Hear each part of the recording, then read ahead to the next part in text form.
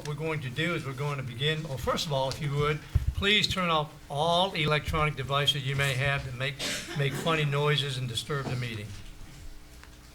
Thank you for doing that. We'll begin by having an invocation, and if for some reason you don't want to join us for that, you may step out of the room and come back in after the invocation. So this time I'm going to call Pastor Donald Stringer up to lead us in invocation.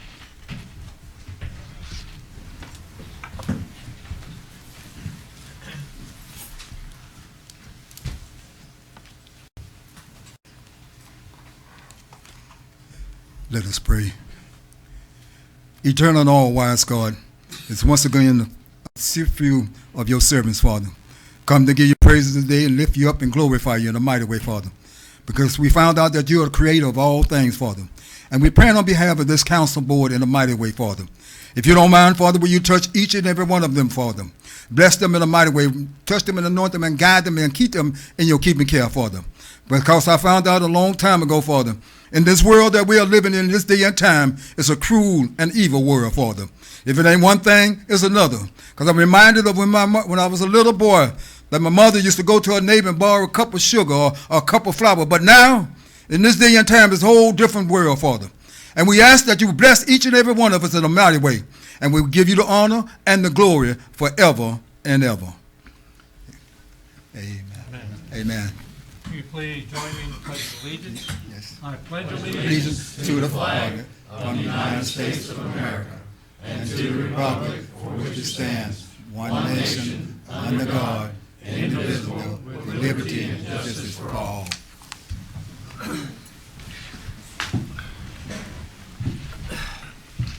Well, again, welcome. Thank you all for coming.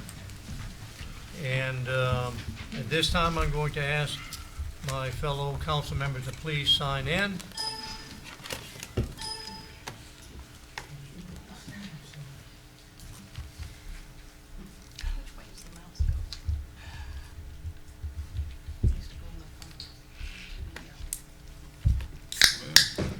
Well, we seem to be having a malfunction here.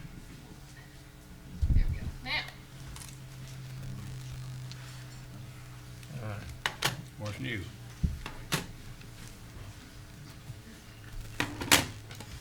Good. All right, please have it noted that we do have a quorum. All of our city council members are here, as well as the mayor of Crestview, our city clerk, our city attorney, and our esteemed department heads. Sorry, flag is in the way of my arrow. Okay, thank you.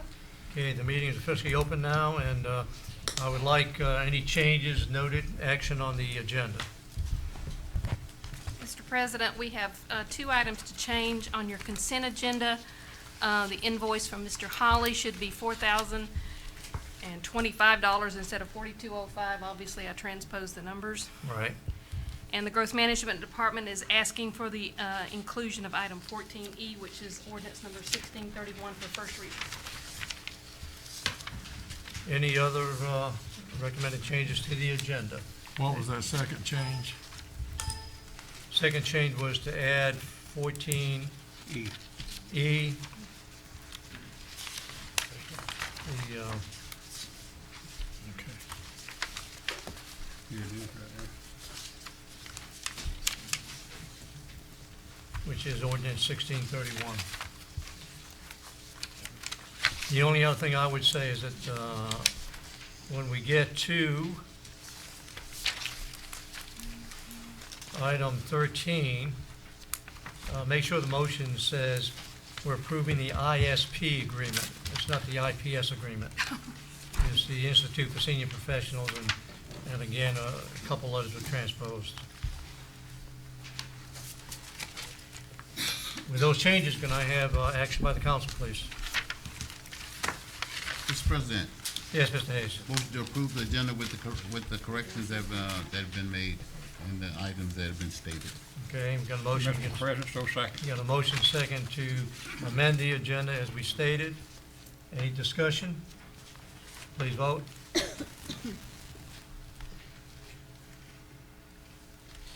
All right, we'll move on with that amended agenda.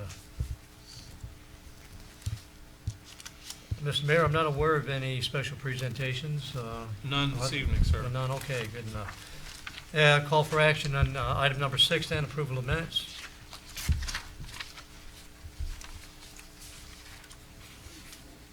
Mr. President, Mr. Blocker.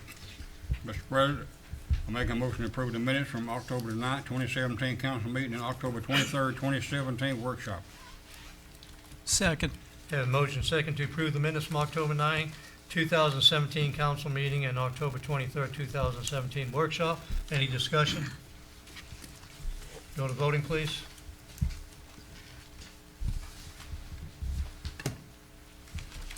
The record show that the minutes were passed unanimously 5-0.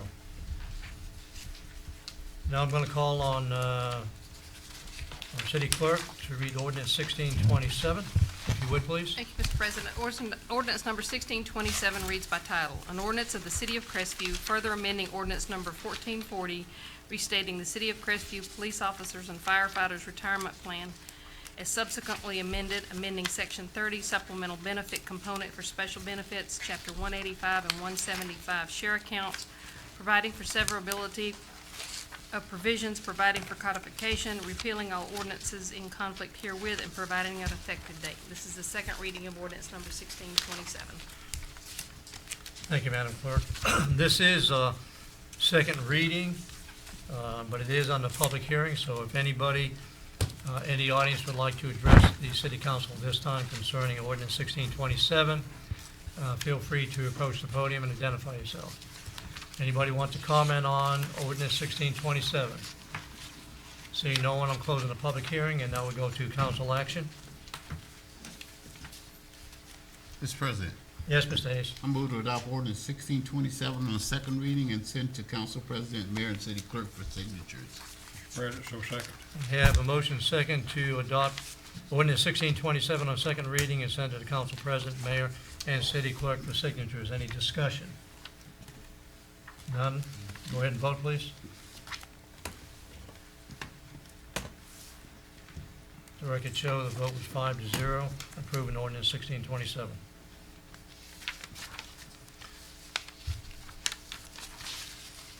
Item number 7 is public opportunity on council proposition. So anybody in the audience that wants to speak on any item we have on tonight's agenda, please come forward at this time. Does anyone wants to speak on any agenda item? You would please identify yourself, and you have the floor for 3 minutes. Jody Smallwood, 3349 Auburn Road. I'd like to speak about the agenda item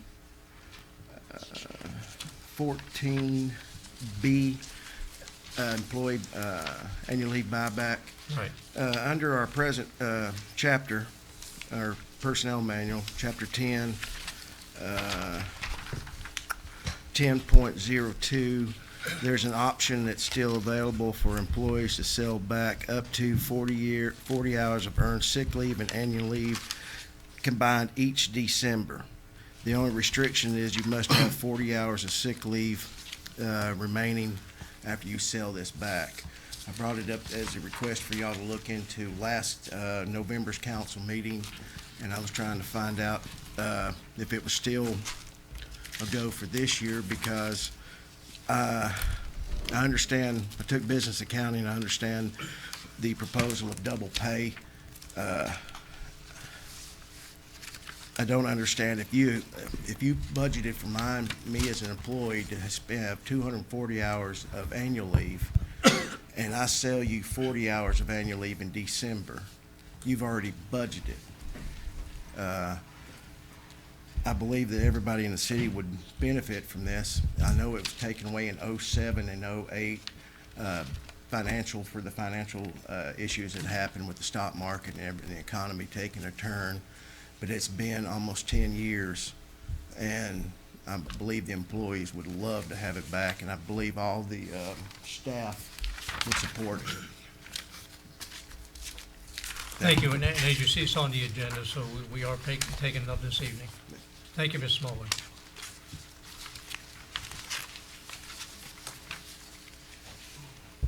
Moving on to item number 9, consent agenda. Could I have action by the council, please? Mr. President, Yes, Mr. Cox. I move to approve consent agenda items A, B, C, D, E, F, G, H, I, and J. I have a motion. Can I get a second? So second. Motion second to approve consent agendas A, B, C, D, E, F, G, H, I, J. Any discussion?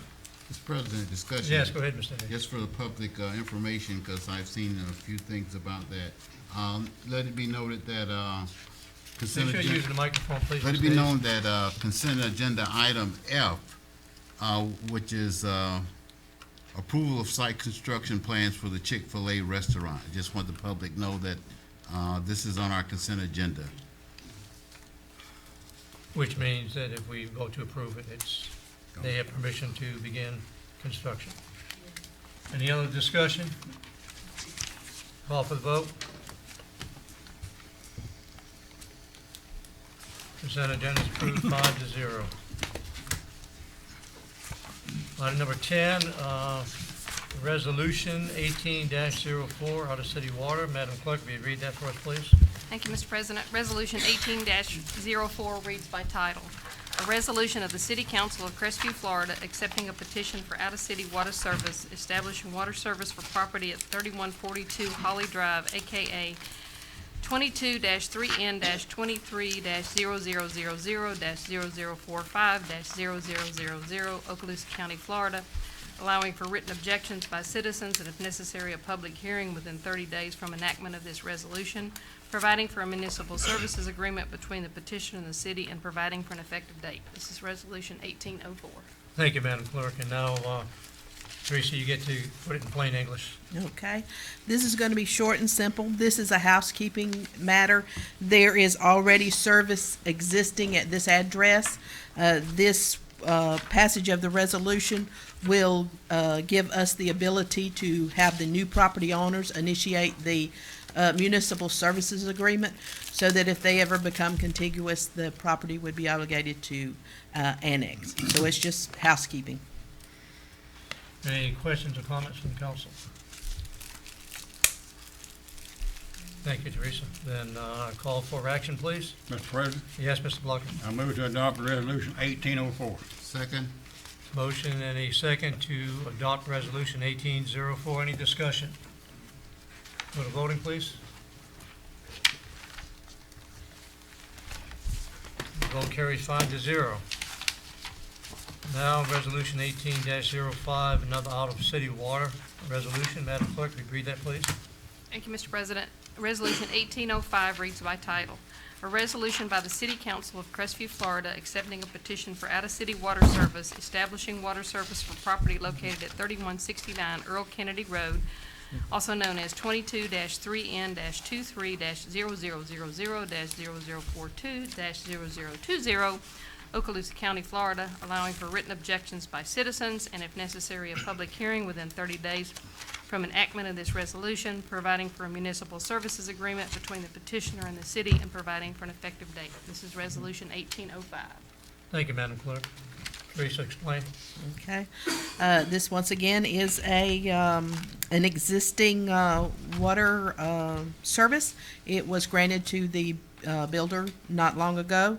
These are the property owners who will be taking ownership of the property, and we would like them to be able to initiate their own municipal services agreement, so that if they become contiguous, which they're only 2 parcels away, they would be able to annex into the city.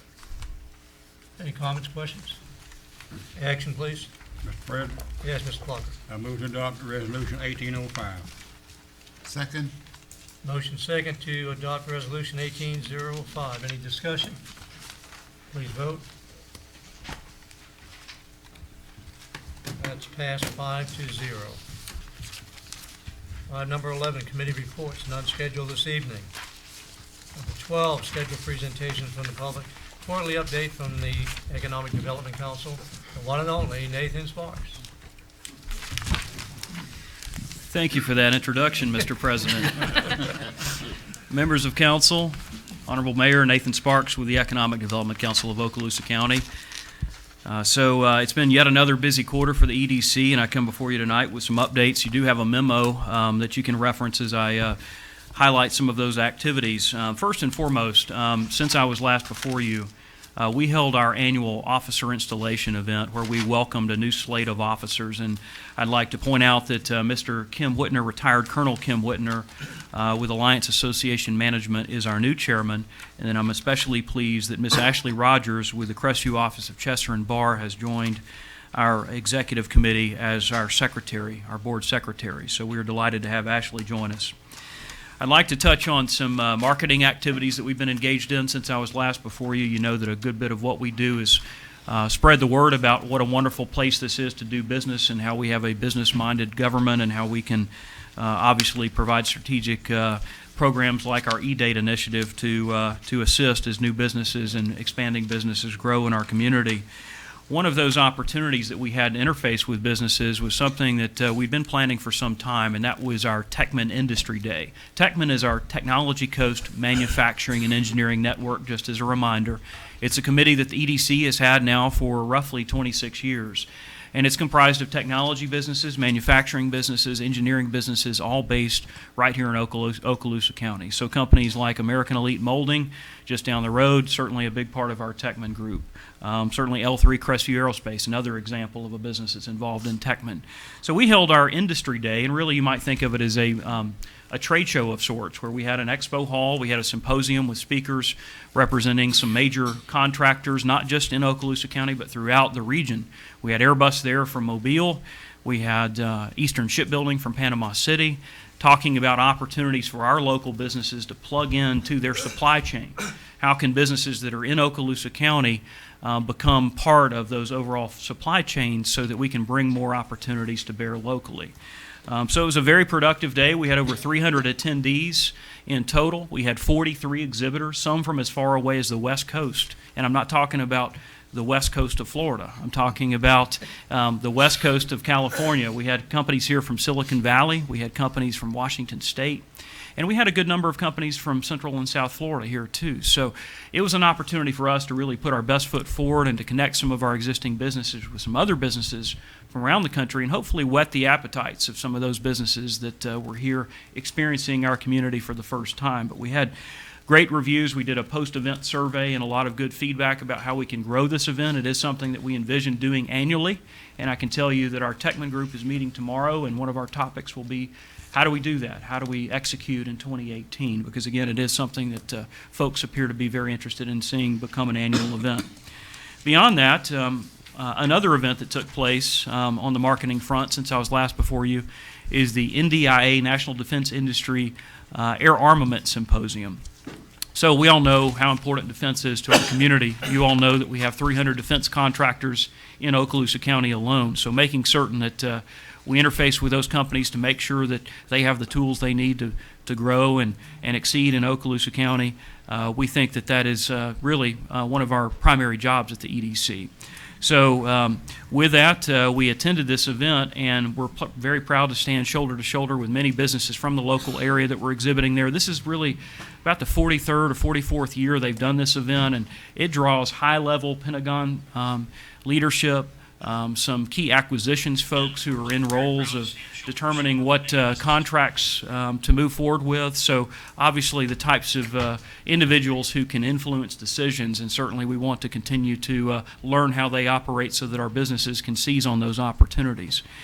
I'll also mention, before I leave the subject of marketing, the EDC is very proud that we unveiled a new online presence since I was last before you. In fact, about 2 weeks ago, we launched our new website, which is florida-edc.org. And it is the same URL we've had for many years, but it is a completely new website. It's a website now that you can pull up on your smart device, your smartphone, your tablet, your computer, wherever you are, and it will be responsive so that when you're looking at that website on your particular device, whatever platform you're using, it will smartly know what you're viewing the website on and adjust to that. We did that because a lot of the folks that we focus on targeting are now mobile professionals that are doing business wherever, in an airport, in a conference room, wherever that individual might be. We wanted them to be able to pull up our website and have it appear very responsively to that particular individual's needs. So that was the driving force, but I can tell you that we have vastly improved our web presence. You'll find when you go to our website, we have information about our key employers. That's a question we get a lot. You know, can you give me a list of your top employers, whether it's manufacturing or private sector, public and private? You'll find all those lists. You'll find information on our demographics, searchable information on each of our municipalities, all of the properties information that we talk about in terms of available sites and buildings that businesses might have need for, certainly information on our workforce and our educational amenities and partners. Really, as you would expect, that's a centerpiece of our site. And one thing that we're looking to evolve into over the next quarter is you'll see a new component of our website focused specifically on talent attraction. Right now in Okaloosa County, we have an extremely low unemployment rate. It's 2.8%. It makes it very difficult to hire. So if you talk to employers, and many of you do, and some of you are employers, they'll tell you that finding talent right now is a challenge. So one thing that we're beginning to focus on is how can we, in addition to growing our own and identifying those military men and women who are separating that could plug into some of our existing businesses, how could we also put forth an effort to attract top talent to Okaloosa County? Engineers and scientists and software programmers and the like, those types of occupations that are needed where we have open jobs right now in Okaloosa County. How can we get them to come and be a part of our community and utilize the talents that they have here in Okaloosa County for the benefit of our business community? So the talent attraction component of our website, again, it's not up yet. You'll see a teaser there if you go to our website now, but it will have information on our community, what a great place it is to live and work and go to school, and all those things that you need to know about when you're thinking about relocating to a particular area. We all know this is a desirable place, and it's a great place to live and work, but we can't assume that everybody knows that. The other thing that we're going to put up there is a job posting board, real-time job postings in certain sectors, STEM-related, so science, technology, engineering, math, related industries, because those are what we need here. And so keep an eye out for that over the coming months. And when I come before you again, I'll hopefully be able to share more about that. A couple of strategic initiatives. You may have heard that in this very room last week, the Okaloosa County Board of County Commissioners voted unanimously to enter into a purchase option agreement for approximately 1,600 acres within the overall 11,000 acre Shoal River Ranch parcel, just down Highway 90 to our east. That is transformational. That is truly a transformational opportunity, and this is a negotiation that we were involved in for the better part of the past 5 months with the landowner. And we're very pleased that we were able to get that deal done. That option is now good for 3 years. Very specific terms as to how pricing will be determined when we have a suitor. Notice I say when we have a suitor, not if. It also provides assignment rights, so Okaloosa County can assign a portion of the option. If in fact we have a user come along that wants to purchase 20 acres for a new distribution center, then Okaloosa County can assign the purchase option for that specific 20-acre parcel to that entity.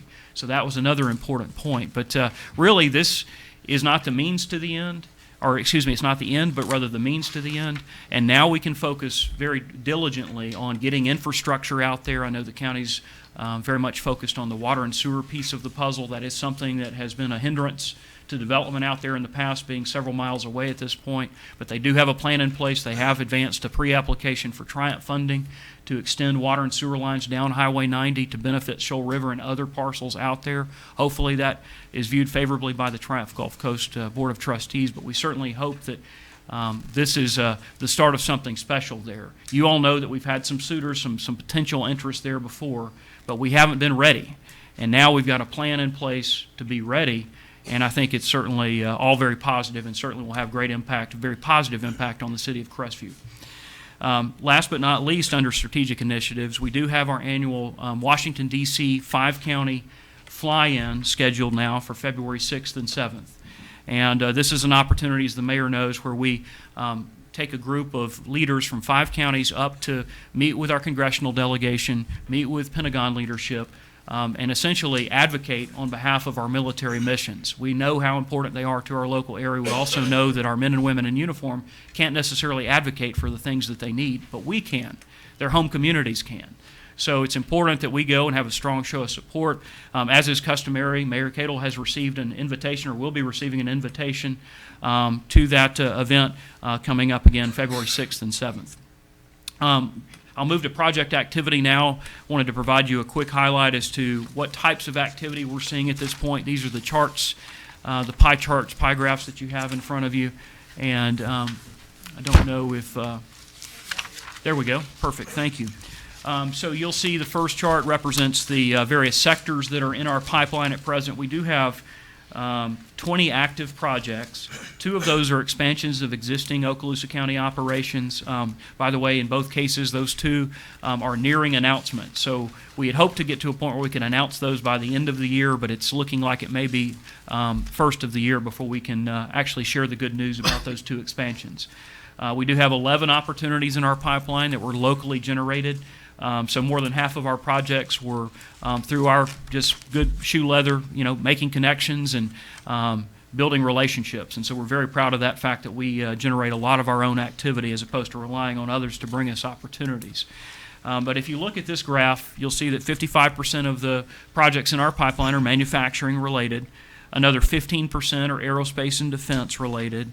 And then you see other is 10%. That includes some office-related positions as well as engineering at 10%. Those are the highest sectors in terms of percentages. And then if you look at the job numbers on the next chart, we have currently in our pipeline 1,052 manufacturing jobs in play.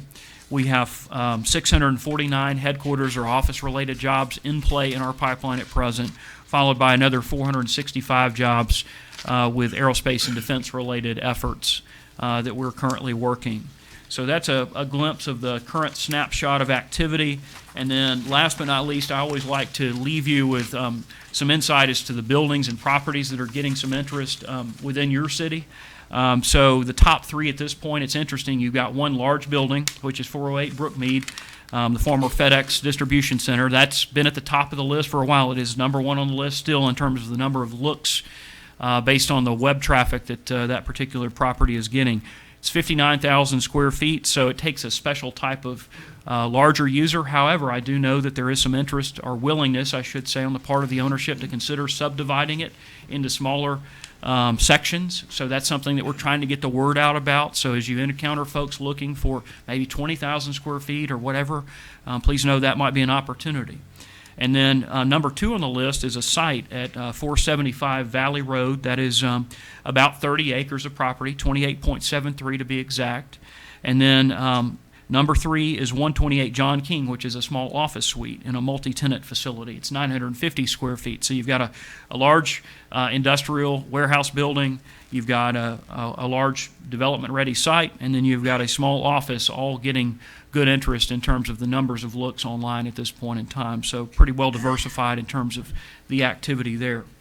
So with that, I'll certainly entertain any questions that you may have for me, and certainly appreciate the opportunity to come before you this evening. Comments, questions? Mr. Fairclough out there first. Yes, have you heard or had any communication with Amazon? As far as Amazon goes, I can tell you that that is the golden goose out there in the economic development world right now. Virtually every state under the sun has been pursuing Amazon, and our state has been pursuing Amazon. Amazon made it very clear early on, and this is interesting. You're starting to see a change in terms of how some of these site selection processes are working. And, it used to be very quiet and hush-hush, but Amazon was very overt and out front and, obviously said, we're looking for this. We've seen that with another project, too, that we've been chasing. But I can tell you with Amazon, we learned very early on from the site selection consultant that's leading that effort that they are not willing to consider any community that has fewer than 1 million people. And so nowhere in Northwest Florida meets that mark, unfortunately. You could aggregate us all together from here to Tallahassee and maybe make a case, but I think they're looking for a true metro area.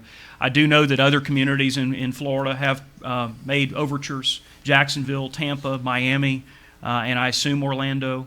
I know made early runs at the project, but I don't know where those stand at this point in time. But the 1 million marker, we asked if there's flexibility to interpretation. They said no, it's a metro area with 1 million and direct international flights.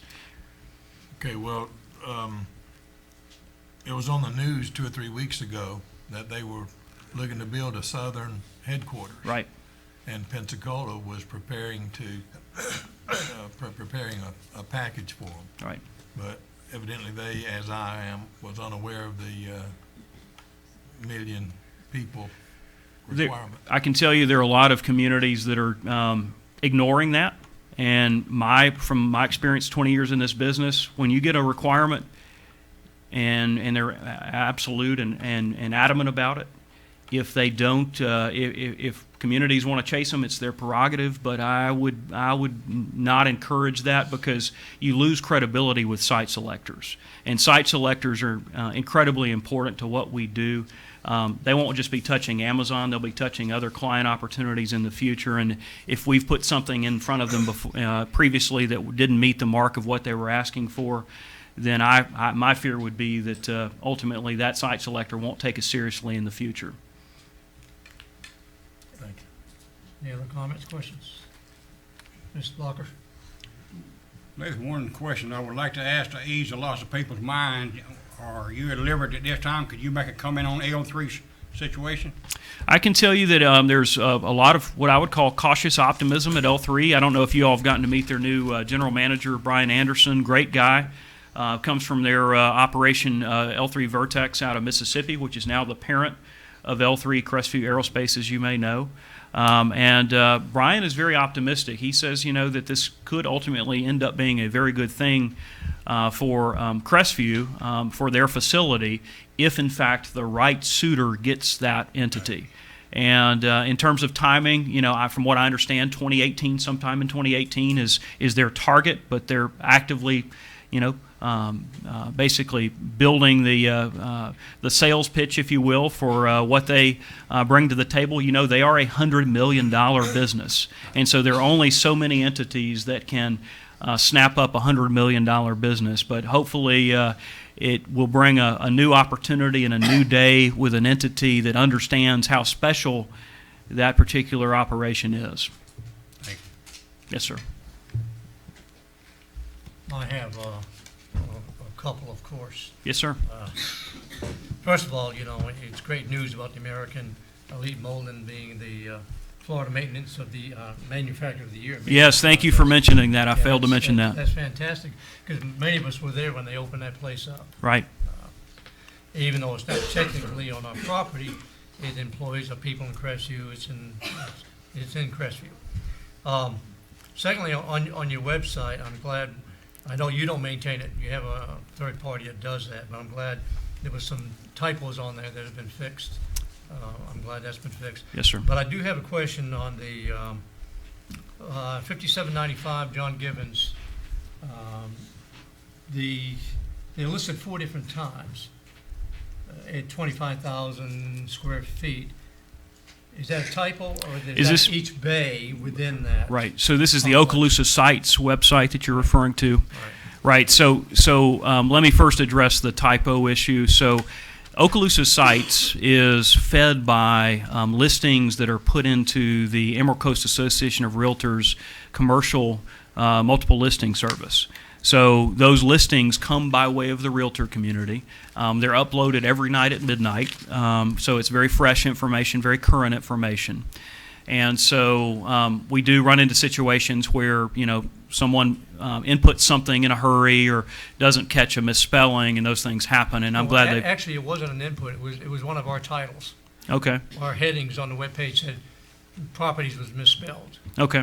But it's been fixed. Good. But So John Givens, So as far as those go, typically you'll see multiple listings like you're referring to when it is an owner that's willing to subdivide, or in the case of a building that has multiple bays. So you're absolutely right in that case. That's what it is, the old bay system building. I think they have 4 different bays. Exactly. Now, they could all be combined, of course, but, obviously, depending on how the owner's seeking a tenant, if they are interested in leasing out individual bays, that's typically how they're represented. So I'll research that, but I suspect that's the case. Okay. All right, thank you. That's Yes, all I sir. have. My pleasure. Anything else? Okay. I'll close by wishing you all happy holidays, Merry Christmas. Thank you. Thank you. This time, item 12B, Mr. John Colby, you come up with Spanish Trail Cruises Car Show. You gonna put on a show for us tonight, John? I'm gonna talk. It's hard to come before or after Nathan there. One thing I did learn, well, okay, I'm sorry, I'm John Colby, 550 North Main Street. One thing I did learn, I've been here 30 years in Crestview, and finally, do I hear we're getting a Dollywood and Shoal River Ranch? I haven't heard that. Now, actually, I'm here with the Spanish Trail Cruisers. I'm the president, and I'm here to ask for the date of April 21st, 2018, so we can have our car show. And we've had it for 18 years. We've only been rained out once, but I would like to have it on that date if that works for you. I know I checked with the city clerk. Does that still work? And of course, I'll ask for the same thing we always ask for. We ask for some security from the police department. We ask for public works services there, the porta potties, the barricades, and that kind of stuff, so we can block off the streets. We're looking at going from probably Babcock's down to the railroad. So And, typically what you've done the last few years. basically Yeah, everything we've forever. done every year, right? Okay. But again, I'm just really looking for the date. Any questions or comments? Yes, go ahead, Mr. Fairclough. This is I think, a good thing for Crestview. It's growing every year. And, I don't know last year what it brought, somebody Last- said about 8,000 or 9,000 people. Yeah, last year we actually had the most cars we've had. We had 148 cars on, and that pretty much took up, took up Main Street there. I'll call for action from the council. Mr. President, Yes, go ahead, Mr. Plucker. I move to approve the request from the Spanish Trail Cruisers Second. For April 21st. on the date of April 21st, 2018. Thank you. And a second. Second. There's a motion second to authorize Spanish Trail Cruises Car Show on the 21st of April 2018. Any discussion? Please vote. You got it. All right, thank you very Thank much. you. I hope to see you all there. All right. Thanks. And now, next on the agenda is Miss Christy Cadenhead. If you'd come up, please, identify yourself. I'm Christy Cadenhead. I'm the chairman of the board for the Crestview Chamber of Commerce. Thank you all for having me. The Crestview Chamber of Commerce has several events that we're getting ready to plan for 2018, the first of which is our Community Health Fair. It's the 11th annual Community Health Fair, which is held each year at the Community Center. We have about 75 to 100-ish vendors that come, and they're all in various medical fields. They offer information, they offer their promotional items, they offer different medical screenings, all of which are free to the public. We invite anybody in the community to come. We invite anybody of any age to come. We have things there for adults and children alike. And I'm here today to ask for the city's continued partnership with the chamber in respect to this event. We have reserved the community center for January 19th and 20th. That's for the setup of the actual event. We have all those tables and things to set up inside. And the 20th, of course, for the actual event, which will take place from 9 a.m. to 12. And in exchange for that, what I would like to ask is that the fee be considered to be waived in exchange for our silver level sponsorship. This is something that we've done in the past. That sponsorship level is valued at $500 and will include the use of the City of Crestview's name in all of our advertising, in our event directory that will be passed out on the day of the event. And we would love if the city would like to come and set up a vendor booth. That comes along with that sponsorship too, if you're interested. But we would appreciate the support and appreciate the consideration. Thank you. Any questions, comments? Comment, Mr. President. Yeah, go ahead, Mr. Davis. Thank you, Ms. Cadenhead. Anything that benefits our city, I'm always gonna be for, the waiver of the $500 that I think is minimal for the service that will be provided to our citizens, so I definitely will be voting for this. Matter of fact, Thank you. Mr. President, if no other things, I'd like to make a motion. Motion to, I'd like to make a motion, Mr. President, that, the request from the Crestview Area Chamber of Commerce for Health Fair and Kind, sponsorship be accepted by the city. motion second. Second. Motion. We have motion second to approve the in-kind sponsorship of the health fair from the Chamber of Commerce. Any discussion? I will just add to this that this is right in kind what you and I have talked about before, and that is a partnership. It does benefit the city. We are sponsoring it in terms of what we're doing, And it's a good thing for the chamber and a good thing for the council. Agreed. So I appreciate that. Thank you. Okay, no further discussion, please vote. You have our in-kind sponsorship. Thank you so much. Merry Thank you. Christmas. This time I call on our pastor, Donald Stringer, and his wife, Pastor Patricia Stringer. If you come up and talk to us about Set Free Indeed Outreach Ministry Worldwide.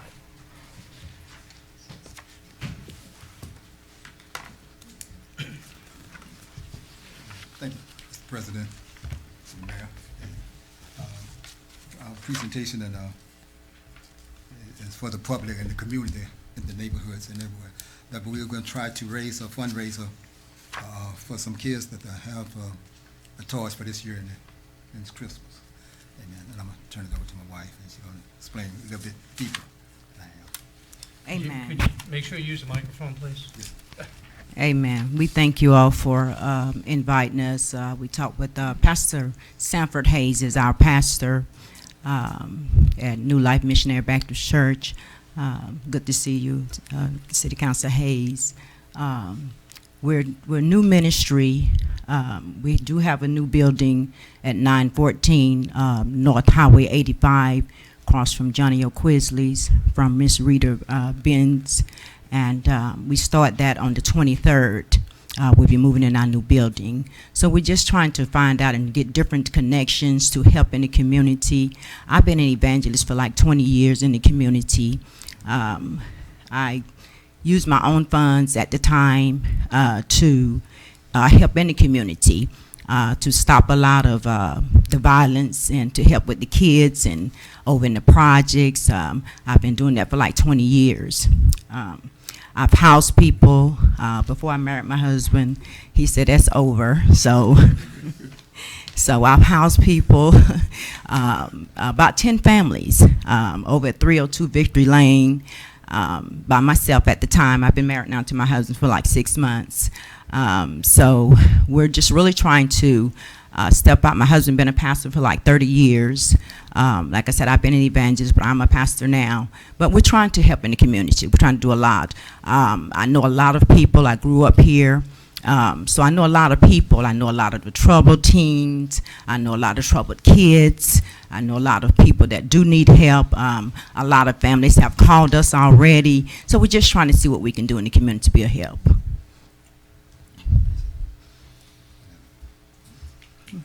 So when I say you're looking for publicity to get the word out? Is that what it is? Okay. All right. Anybody have any questions or comments? Just question, Go ahead, Mr. Mr. President. Hayes. I know you say you're coming here for just to get the word out. You're not making a request from the city for anything. Well, we do want help for kids. We had about 7 families already have called us for help for Christmas toys for the kids. Okay, Mr. President. Just for information purposes, might be for anybody. If you're making a request from the city, you would have to make a presentation of what you would need, what you might be asking for, and why you were asking for it. Not saying that we might do that, but we would have to know that information for discussion up here in the future. Okay, and we're just new to this, so we did, first meeting, and so we. But, Mr. President, I do Yeah. appreciate the fact that we have people in our community who are stepping forward, especially with our young people, and I applaud that effort for you and from any other citizen that wants to step forward and try to assist with our kids. We're always glad to welcome that in our city. Amen. Amen. Amen. Any other comments?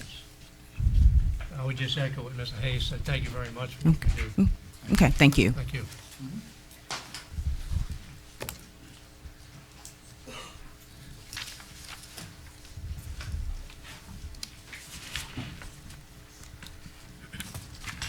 Okay, we all had the request from the chief to work with the ISP on the homeless issue.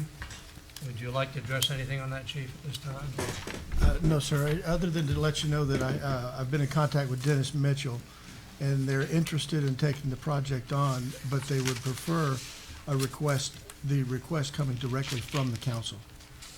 That's what is before you tonight. Just like last time, when we Yes, sir. wanted to use them last time, we did a formal request. Yes, sir. From the council, yeah. It's already been presented to them. I don't know if you have a copy of my letter, but it's Yeah. already been presented to them, and We've all seen that. And they're interested. And I will tell you, my previous experience with them, that's very, very, when they say professional, they really mean that. Yes, They're a professional group, and I think it'll be helpful to us. So unless I have objections, you want it from me or the mayor, however you want it. They actually specifically asked from the council, so. Okay, anybody have an objection to my signing that letter request? Okay. I'll get with you, chief, and we'll go ahead and get that done. Yes, sir, thank you. Thank you.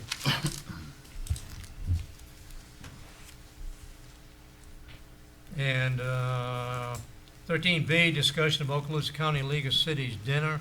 I think, Madam Clerk, you're going to brief us on that, or you're not? Yes, sir. The city of Crestview, it's our turn in January to sponsor the Okaloosa County League of Cities dinner. I have reserved Warriors Hall. I've been in contact with a caterer who hasn't gotten back to me yet. But the plan and thoughts, and unless anybody has any objections, we'll be sending out letters to our vendors to get help with door prizes.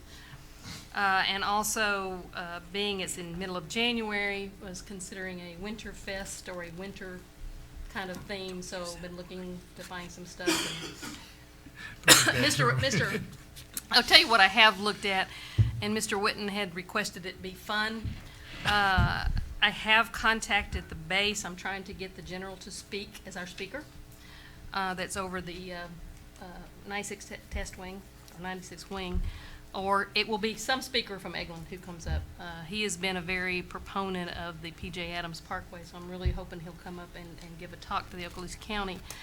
And I've also looked at just for fun, a backdrop where people can come in, and I'll set up a camera to have pictures taken in front of a winter scene so people can have a souvenir to take home or to get sent to them after the meeting's over. So just have some fun.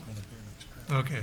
That's Because it. listening to a general is not necessarily fun. Well, after the fun will be before the Sorry, general but speaks. I've been there and done that.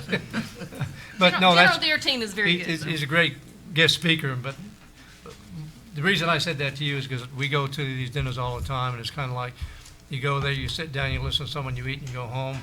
And I just like to see a little joviality there where people are kind of happy to be there, so We'll have fun. we can have Bill Guaranteed. Cox do a stand-up routine or something like that, I don't know. I guarantee we'll have fun. Or he's the Duncan president of the council. Oh, no, okay. We'll have We're getting fun. off task now, guys.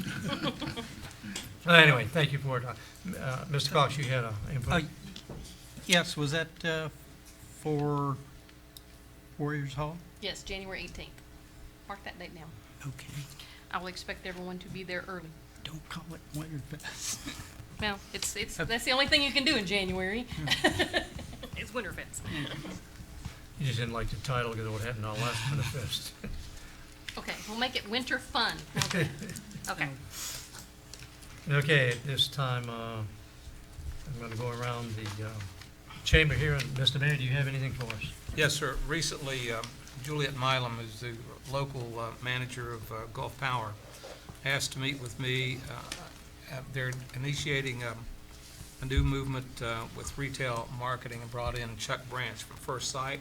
I asked Mr. Witten to stay in on this and listen to their presentation. I have received an overview from that presentation, and I won't go into that at this time. I will just send it out to everyone that's on the council, and then any questions you have after that,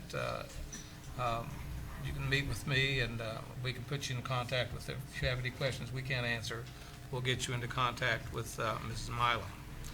I also wanted to mention that I wanted to thank Sandra Wilson. She's not here tonight, but that was her first Crestview Christmas parade. She went in blind, and she did a great job. I really appreciate the work. She had lots of volunteers. The popularity of that parade is starting to cause some problems with how we keep managing it. And we're going to have a meeting this Thursday afternoon. I've asked Ms. Burleson and Ms. Wilson and the chiefs, and I haven't asked Mr. Steele yet, but I'll see if you can be on Thursday afternoon at 3 o'clock down in the conference room. So we're going to, while it's still fresh in our minds, we're going to look at some of the issues that we may have had then about moving it and rearranging some of the lineup there so we're not crammed up too much together. Not a whole lot that we can do, but while it's fresh in our minds, and I've invited some people from the community too who had some concerns, and see if we can come up with some better ideas on how we're doing it. It's a great parade. We just want to keep making it better. It's very popular and people like coming out for that. But that's all I have right now, sir. Thank you. Ms. Fairclough? Mr. Hayes? Yes, sir, Mr. President, thank you. Just a couple comments. As you know, last week I was down in Orlando for Legislative Conference Committee, which I sit on, the Land and Economic Development Committee, representing our great city here in the state of Florida. During that time, there's several committees. The one, the Land and Economic Development, has to do with the CRA, which we're strongly in support of statewide. There's a group of people in Tallahassee, for a better name, that are against, are fighting the CRA in certain aspects. So we're, that's one of our priority agendas that we will be taking to the legislator body in Tallahassee starting January of this year. Also, our second priority is going to be home rule. As you know, they're fighting home rule, and home rule, for people who may not know, is where it gives the opportunity, which is in our Constitution, that provides that cities manage themselves. We have people in Tallahassee now that 150 miles want to tell Crestview how to run your city and how to do everything. If it goes through, it might be, you might have to wait to get a permit to paint your house from Tallahassee, and they only meet once a year for 2 months in a piece. So if they get some of these, take the home rule for us, possibility, might be going to extreme with that, but it's possible that they will be telling you how to run your city. Well, I'm dead against that. I think our citizens, our elected body here knows our city. I know they know our city better than I do. When I go to Orlando and some other places, I have people ask me, Crestview, where's Crestview? Well, the more I go, people ask me now, where's Crestview? Because I make sure they know where Crestview is. Also, that while I was down there, extension of that, we went into what we call EBO 4, which is Institute for Elected Officials. During this process, there's there were three, and this was an inaugural course for EMO 4, Institution for Elected Officials, Municipal Officials. And during this process here, officials go down and we learn different things from other cities. Since Sunshine Law will not permit us to discuss things here, there's nothing that keeps me from discussing city issues with other cities, which I do. And I won't go into the detail of some of the things that we discussed, but it was a very good course, and I'm sure that some of our elected officials will eventually get to go to EMO 4. With that, Mr. President, I'm going to shut my mouth. Thank you. I'm going to break with protocol here, and because we have an individual that really wants to speak and has an issue, has to leave. So at this time, I'm going to call on Mr. Johnson, then I'll come back to the council.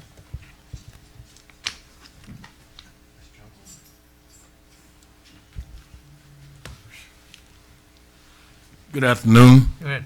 My name is Gary Johnson. I live at 398 North Spring Street, Crestview, Florida, 32536. I'm here today because I'm really concerned about the kids and the youth in the community. Since I was here the last meeting, I took it upon myself to go door to door talking to parents and peoples in the community, because we have got to do something to stop these young kids. This is why I brought them, because I've talked to them and explained to them what's going on. And these kids, y'all stand up right there. All of y'all stand up a minute. Stand up, don't be shy. These little kids are interested in helping change their city. So I told y'all before when I was here, I don't have no problem with getting out there, going where the drug dealers at, going where the gang members at, going where the robbers and the thieves. I've been talking to a lot of them, and they talking about, trying to change their way, but I can't do this by myself. Y'all can't do it by y'allself. And all I'm asking is for y'all help. I want to thank the engine number 1, the fire chief, Hub City, John Marshall, Ken, all of them for we had a beautiful time Thanksgiving Day, and the chief had his engine number 1 that came. They helped serve the food. They greeted peoples and talked to the kids, and that's what we need. And that's what we're going to have to do to come together to get our city back where it's supposed to be. But y'all say nobody don't never want to help. Here I am. The adults is not here, but the kids here. And we need to start showing them how concerned and how much we love them. And that's the reason so many kids are turning to gangs and drugs and all kind of stuff, because they're not getting no love at home. So they come in the streets looking for love, and the first thing they run into is the drug dealer or a gang member. And we planned on, I think each one of y'all got a letter in y'all mailbox today about our Christmas thing, Christmas You'll need Day. to wrap it up, Mr. Johnson, early. All right. And 30 seconds. that's what we trying to do.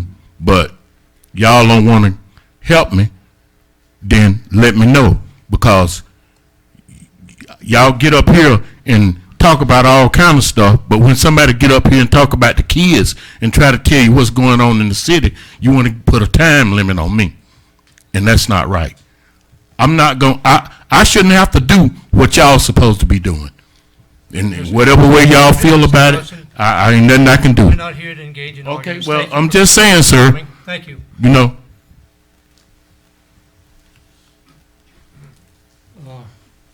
Mr. Blocker, you're next. Yeah, I have a couple of comments. Number 1, I get a constant request daily. Mr. Blocker, you told me 4 years ago y'all was gonna mark every street in this town, especially our intersections. Are y'all broke? Wayne, are we broke I'm not sure what you're in marking the street corners? marking them. I know we got a new machine whatsoever, but allocation of when and why don't we have more street markings? Mr. Blocker, if you want to meet me at the office and talk to me, I'll make time, we'll discuss this, as I'm not sure what you're talking about. I'll be happy Most to. every street is marked. It has signage, proper signage. Everything is as code requires. But I'll be glad to speak with you and answer Good. any question to any citizen or anybody that's questioning you about it, okay? I may bring some complainers also. Absolutely, bring them, we'll Good. talk to them. All right. Number 2 comment, following what the mayor said, I had several comments. Mr. Blocker, you ought to do a better job on your parade every year, but yet you make 2 steps forward and 1 step back. One thing is delayment. So, Mayor, you're doing a good job to work that out. That's why we're meeting. Then I haven't showed nobody my notes, but what Mr. Johnson said, I want to ask our city clerk, do we have a curfew in this town? On the books anywhere, or our attorney? Not that I'm aware of. That would be a policeman question. Police chief. Well, that's what I want to ask tonight. I've been asked that question. I see kids all hours, to 2 and 3 o'clock in the morning on our streets. Do we have a curfew, No, Chief? No, sir, we do not. That's a parental issue. The Supreme Court has just about struck down every curfew ordinance that has come across the country, but I will do some research and see what I can find. Would you please? Because that is a dangerous situation, and I've asked to find out, so I'll put it out to the public. So we'll wait your answer. That's all I have at this time, Mr. President. Thank you. Mr. Cox. Oh, yes, a positive statement. I read an article this weekend. Sorry, I don't have a hard copy of it to refer to, but it was titled the 25 fastest growing cities in America and the 25 that are losing the most population. Well, at number 21, on influx of people, metropolitan statistical area of Crestview, Fort Walton Beach, Destin was listed as 21st fastest growing in the nation. They all right on 85? Thank you. We see it every day, don't we? I would just like to give a shout out to Joey over Joey's Jewelers, easy for me to say. Just the other night, he put on a free video movie at his store, jewelry store.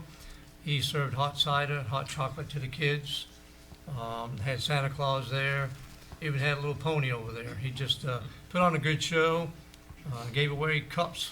If you get the cup of cider, hot chocolate, whatever, you got to keep the cup.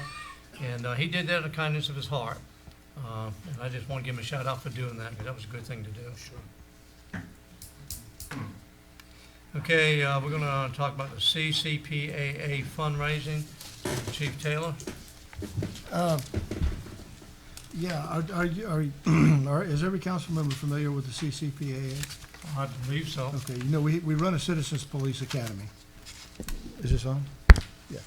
We run a Citizens Police Academy, and once somebody graduates from that, they're allowed to join the CCPAA, which is the Crestview Citizens Police Academy Alumni Association. And they have organized themselves into a corporation, and they possess a 501c3. And one of the things they do is they support the organization, the Crestview Police Department, through fundraising initiatives and things like that for different projects. We've actually turned our Toys for Kids project completely over to them. They organize it. We help them. We support them by vetting out the applicants for it, and we help them go shopping, and so does our primary donors and things like that. But another initiative is that they've engaged with Walker Elementary School, who approached them to raise funds for an additional canine for the police department. That is a school project this year for them. I think it's kind of they just started the fundraising over there, but it's premature to really, I think, in my opinion, to bring it to the council to accept a donation that they haven't gotten, that they're not going to be giving to us at this point. But by the end of the school year, I think they're going to be very successful, and we may have a fourth canine for the police department. And I'll bring that back before you at that point when it's a done deal. And they also are raising money to build a memorial to the slain, to the law enforcement officers slain in Okaloosa County. There's 9 of them. So again, their initiatives. Their whole focus is to support the organization. And again, they are autonomous. I don't run the organization. They have a board of directors that runs it, and they have a 501c3 that enables them to raise the funds and expend it on various projects. Any comments or questions besides mine? I think the question we had was the recent donation, whether that should have gone directly to CPAA or for the city and should have been approved by the council for acceptance. The council and even the police department has absolutely no control over the CCPAA. Again, they are organized. They are a corporation, and they have a 501c3. Okay. I guess, and the donor understands that they're donating to that auxiliary and not to the city of Crestview. Yes, sir. That's correct. Do you have any issue with that, Madam Clerk? No, I did bring this forward and asked Chief Taylor to come explain it. The issue that I had with it is the applications say that the fundraising is done by the community department of the City of Crestview Police Department, not by the CCPAA. And I was just of the opinion that the council should approve that the CCPAA does that fundraising. And of course, there is no way for us to keep up with the money or anything else when it's somebody else, which is fine. if it's going to be theirs, but it doesn't need to be advertised as being donated to the city of Crestview if the CCPAA is going to. Yeah, I think that's the issue. And we- Make sure they understand. We it's the discussed that CPAA. issue. We're going to change the applications, and That's the And- only thing. If they're gonna do it, it needs to go to the them. donors. People are aware. The donors that raise money and donate to the CCPA are very clearly aware that they're donating to that organization for that purpose. Okay, Chief, thank you. Mm-hmm. Mr. President. Yes, you have a question, I have Steve? one question of the chief. I haven't discussed it with him or not. Chief, have you been getting calls from our constituents as to a problem area within our city? I mean, I'm not talking about one call, but maybe more than a couple or so. Even one call we should look into, but are you getting frequent calls from certain areas? I'm not asking for areas, or are you getting those calls? I'd have to do some research, but yes, we do have some hot spots. And without doing or no specific locations, we answer approximately 40,000 calls a year. That's our calls for service is what is on an average is what we're running right now. But if you get together with me and tell me exactly what you're looking for, I'll be happy to look. We'll look it up in the computer for you. No, it's not necessary for me. I'm trying to get the word out to our citizens that you're there for them. That's what I'm trying to get the message I'm out. tracking you now. I'm tracking you. Thank you so much. Excuse me, I got a frog in my throat. I'm tracking you now. Yes, we're out there 24 hours a day, 7 days a week. The guys are very busy. We are in need of some help. I mean, we're shorthanded right now, and we did get turned down for that COPS grant that just came in last week. So we're going to have to back up and punt on some resources, but we need the phone calls to identify the hot areas for us. Typically, we can drive down any area of the city, and when we drive down through there, people are standing on street corners having conversations. They know we're coming before we really know we're coming. They have a network. We are doing some intelligence gathering and some more covert activities in the communities, but we're not going to discuss that in a public forum. But yes, we do appreciate the phone calls. It helps us identify the hotspot areas. We recently had coffee with a cop last week, and I got some very good information from a young lady that showed up and talked to me, and my guys are already all over it. I'm looking into another initiative that's been very successful, and again, I don't want to go into that at a public forum right now. But actually, two other initiatives that we're exploring on that. But we're making significant headway. But we still need the community to call us. Let us know there's a problem. If you just wanted us to call us and tell us there's a problem in a specific area, tell us what the problem is, and we'll ask you a few questions. Don't even have to give us your name. So we'd be very happy to get those phone calls. Thank you.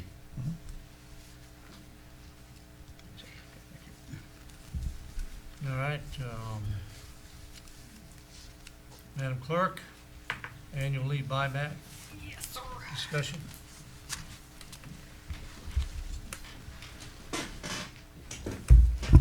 At the last regular meeting in November, Captain Smallwood brought up the annual leave, which is a part of the personnel manual, but it says the city is allowed. It doesn't say the city will. It says the city is allowed to do annual sellback of annual leave, sick leave. And at that point, he talked mainly about the annual leave, and which is what my basic numbers were done. But with all due respect to Mr. Smallwood's business math, he doesn't do the budget for the city of Crestview. A normal 40-hour-a-week person is budgeted 2,080 hours, okay? They're either working, sick, or are doing annual leave for 2,080 hours. So if someone is paid an extra 40 hours, then you're increasing their pay by 40 hours. It's not part of the 2,080 unless they want to take a week off without pay somewhere down the road, which I doubt anybody wants to do. So when he's talking about the annual leave or sick leave buyback, it is adding up to 40 hours for any employee who wishes to do that. The numbers that I gave you, I will make a small correction. I found out late this Friday night. It has to be done as a separate item because you do not do retirement. So it reduces the total city's cost. If everybody that's eligible for sick leave and annual leave buyback takes it, it's $152,000 that will add to the budget, which is obviously not in the budget. And it said, we have a little over $1 million in contingency. That's not what contingency is for. In my opinion, contingency is for an emergency. And if we want to look into for the budget for next year, I will be happy to add that into the budget, and you guys can discuss it at budget time. But this is an item that should have been brought up prior to the budget being approved, not increasing our budget by $152,000 or up to $152,000 at the last minute. If the city council wishes to, and I will say, if you choose to do this, it will not come out until next Friday. There is no logistically way to get the information of who wants to do it, which one they want to sell back, get the separate paycheck done, which has to be a manual check, done this week. So they're not going to get it until right before Christmas. So it may not be a help to anybody. I would suggest, if you want to do something as a reward to the employees, that we could do a gift card for all employees, and those can be done this week. They would be ready for them by the 1st of next week, according to our bankers. And those numbers are around $15,000 to do a $50 gift card for every employee, including elected officials, if you choose to do that. If you choose to do nothing, then that will make the finance office happy. Comments, questions? Mr. Faircloth? This $152,000, who does that represent? That's everybody that is eligible to do sick or annual leave. Is that every city employee? That has it available. Okay, because if we do it for one, we'll have to do it. Well, there's some that don't have. If you don't have it available, you can't do it. Well, that's what I mean. Yeah. Whoever. If you've already used your annual leave or you don't have 40 hours of whoever annual meets leave. a requirement. Right. It's not just for one department, it's for No, every this is for everybody, city for employee. everybody, right. But it's only for those who either have sick leave. The numbers on your sheet, the 156,000 is just for annual leave, and the 159 is for those who don't have annual leave but have sick leave available. It will reduce by our own personnel manual. If they sell back 40 hours, it's going to reduce the amount of hours that they have to take for the rest of the year. So if you don't have 40 hours on the book, you can take up to 40 hours, but it reduces the amount of leave you have until you earn more before the end of the year. So you may end up having 0 going into January, or sick, and some of them, a lot of people use sick leave as soon as they get it, which means if they get sick in January, they're not going to get paid. Other comments, questions? Mr. President, Yeah, go ahead, have just a Mr. couple comments. And I haven't looked at the personnel manual. I have been, as you know, I was in retail 32 years. And I was, we had a policy where we did allow to sell vacation leave up to a certain amount. Never been anywhere or heard anybody where you could sell sick leave back, but I'm sure there might be some possibilities for that. Based on what I see now, and I had a conversation with the gentleman concerning this, and he might speak later or he might not speak, but he was telling me another set of math, and me personally, I need to do more research before I could do anything on this, based on the counting part of it, and how that's adjusted by our personnel costs here. I think looking forward that we need to investigate this. We're at a short notice right now. We're in December already, and December's right around the corner. And I know it said they haven't used it in 5 years based on the information I have here. And I can understand that by the way the economy was. If there's any way possible, which I don't see right now because it wasn't budgeted, and from what the clerk is saying, what it would do to us. Now, if somebody can prove something else different than that, then I might think another way. But right now, I'm looking at if it's not in the budget, and we're going to have to dig $152,000 out of contingency fund, then I wouldn't do that, if that's correct. But if somebody had to prove to me another way that that's incorrect, and I would have to listen to somebody who could provide evidence of that first before I would even consider any action, requesting any action at this time. I mean, the only way it work, I mean, if somebody's gonna work their whole 40 hours a week, either sick or annual, and we're gonna pay them an extra 40 hours, then no, that is not in the budget. If they wanna take a week off without pay later, is a part of this, to get this money now, then that would have to be an agreement, but that's the only way it would not increase the budget, if everyone who is eligible takes this. This is the worst-case scenario. I'm not saying that everybody would sell back annual leave and sick leave, but this is everybody who has it available, and quite frankly, who wouldn't.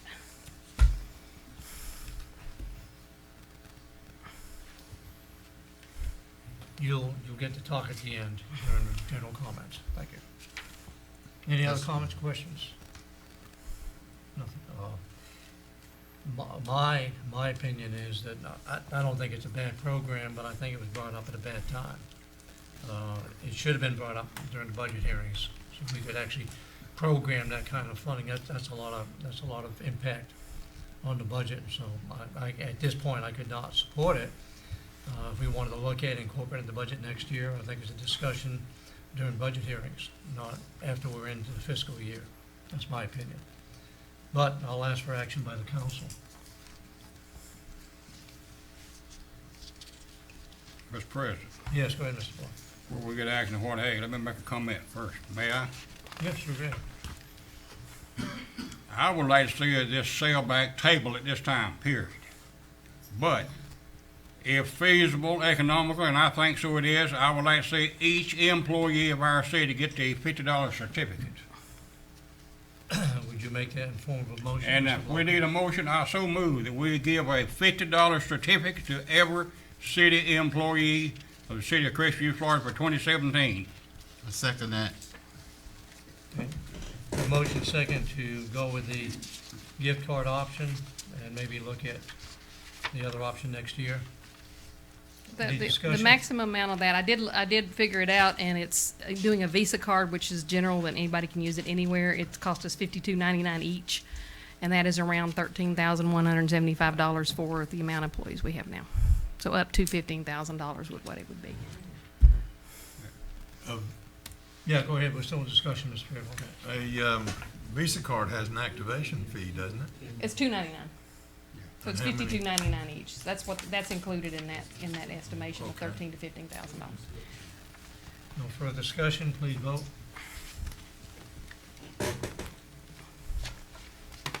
Scott, if you move the mouse over to the voting thing, please.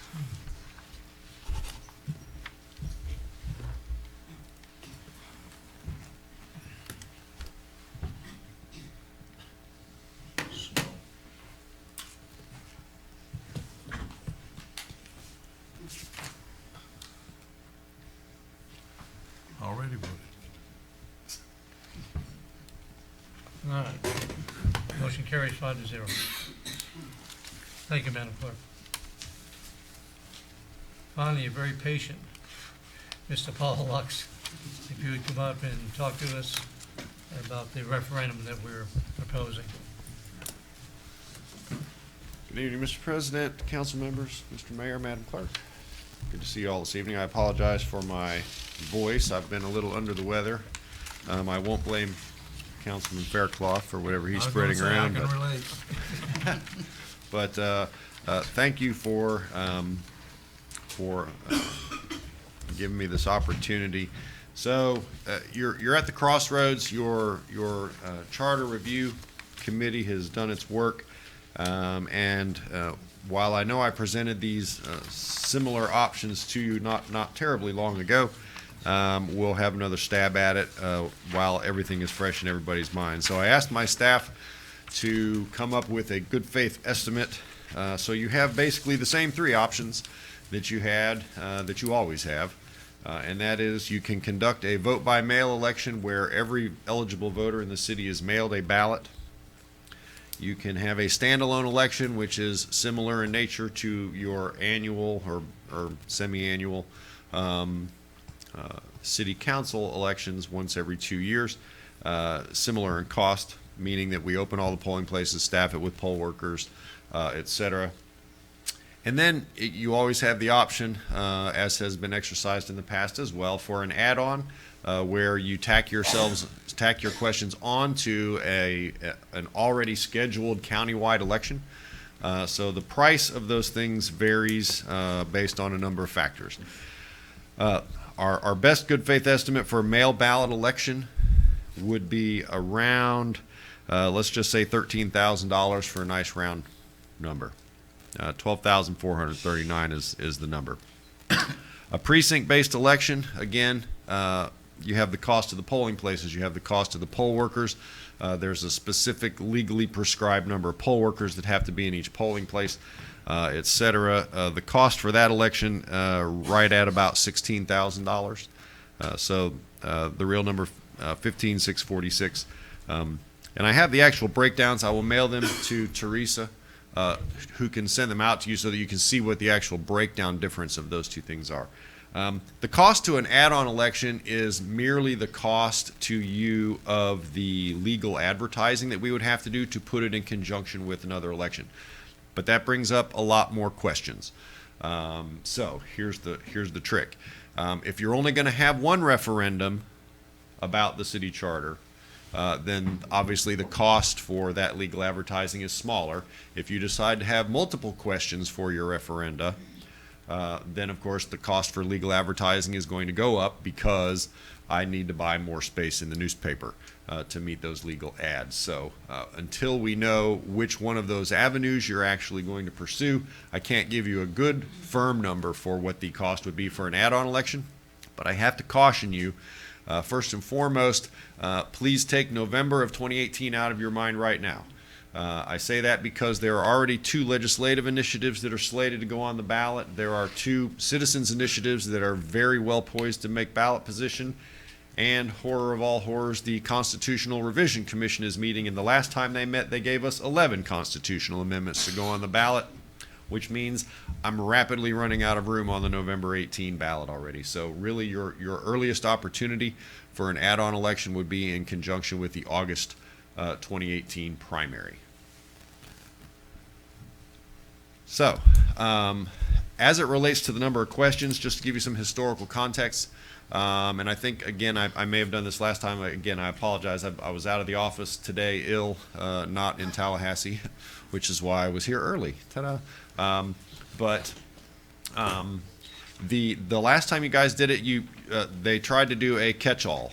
So they had one question. You're still limited to 75 words, which is the issue. The title, 15 words. The body of the question, 75 words. Yes for approval, no for rejection. That's what you're stuck with. So the last time you guys tried that, and I say you guys in general, I don't mean you all specifically, but the last time that was attempted, it said we want to do X, we want to do Y, we want to do Z, and then everything else that's in ordinance number, blah, blah, blah. And the public went, well, that's great. I can read X, I can read Y, I can read Z. I know what those are. But whether I agree with them or disagree with them, I have no idea what's in ordinance, blah, blah, blah. So it's easier for me to vote no than it is for me to find out what else you're trying to sneak past me in the ordinance. So I would contend that doing it as a big giant catch-all amendment is probably a bad idea, unless you budget and plan for a very robust outreach to the voters, whether that outreach be by mail. Certainly just placing it on your website and saying you can go to our website and find it means that about 1% of the people are going to go to the trouble of going to the website to find it.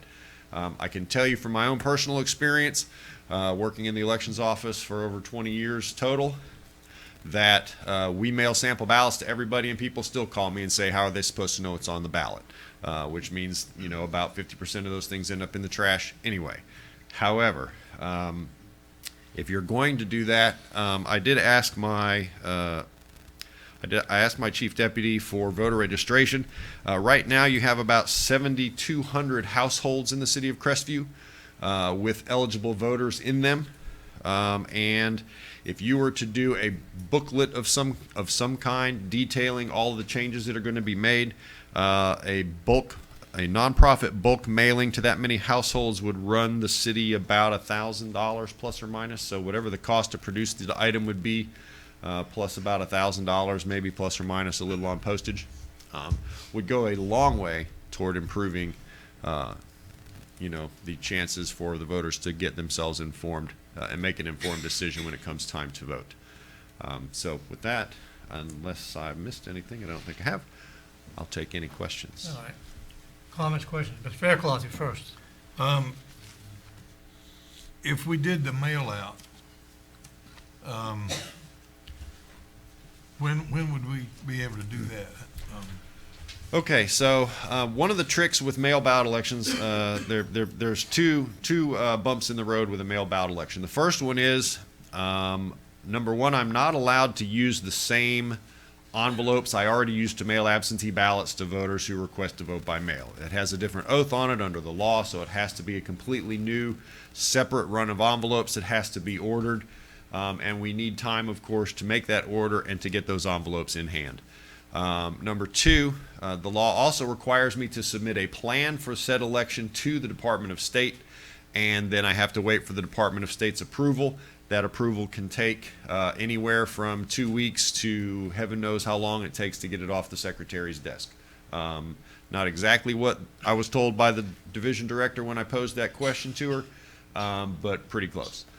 So she said, usually if things move along quick, we can get it turned around in about 2 weeks, but if the Secretary's out or if there's this or something's going on with the legislature or whatever, then you get it when you get it, basically. So clearly, so when I spoke to the county commission on a similar issue about a mail ballot election back in October, they wanted to do a mail ballot referendum by December. And I gave them the date of, I think tomorrow actually, was the date I gave them. And I told them then that if they were to order me to do the election on that day that I was standing right there, had approved the final language, and we were ready to go, that if they could do that and I could order the envelopes the next day, that we could maybe get the election done in December. So clearly I need somewhere in the realm of about 3 months lead time to put that together. Now bear in mind I have a lot of other deadlines bouncing around out there.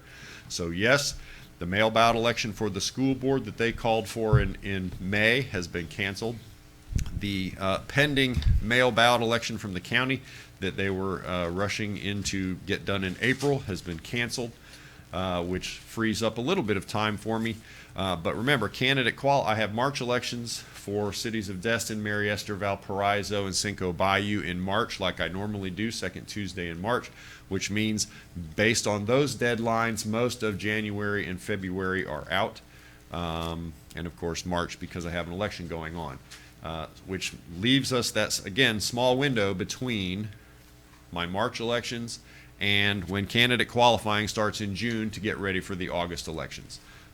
So probably the earliest I could even conceive of doing this for you as a mail ballot election, I would have to say would be in the May timeframe.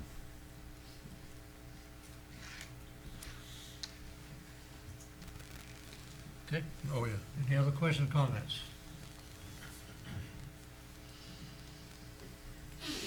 Mr. Lusk, what did you say about the add-on once again now? So an add-on election is whenever you guys have an issue, or even in some certain city cases where they have to have special elections to fill vacancies, they'll try to schedule things so that they tack on to an existing election that's already ongoing. So the August 2018 primary election is an election that I am going to already open all 43 polling locations for all 52 precincts in our county. I am already going to hire and staff and pay the poll workers because it is a mandated by the state law and state constitution election for the state of Florida.